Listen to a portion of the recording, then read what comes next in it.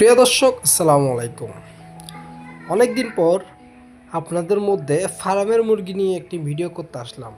So দেখতে পাচ্ছেন এখন বর্তমান আমি ফার্মে অবস্থান করতেছি। তো দেখতে পাচ্ছেন এখানে মুরগিগুলো ভিডিও করার জন্য আমি হাঁটতেছি, মুরগিগুলো আমার আগে আগে দৌড়াচ্ছে কিংবা আমাকে সাইড দিয়ে দেওয়ার চেষ্টা করতেছে।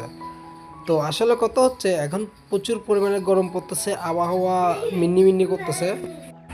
প্রচুর পরিমাণের কষ্টের মাধ্যমে এই মুরগিগুলোকে লালন পালন করতে হয়, এটা আপনারা জানেন।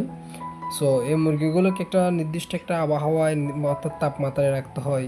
বেশি গরমও যাতে এদের গায়ে লাগতে না পারে, বেশি ঠান্ডাও যাতে এদের গায়ে লাগতে না পারে। ও ঠান্ডা লাগলে তো এরা কনফার্ম মরে যায়, আর গরমের মধ্যে তো মুরগি প্রচুর পরিমাণে মারা যায়, এটা তো আপনারা জানেনই। তো এদেরকে দিনের মধ্যে কমপক্ষে 3 বার খাবার দেওয়া হয়। যথেষ্ট পরিমাণে মানে কষ্টসাধ্য ব্যাপার এটা।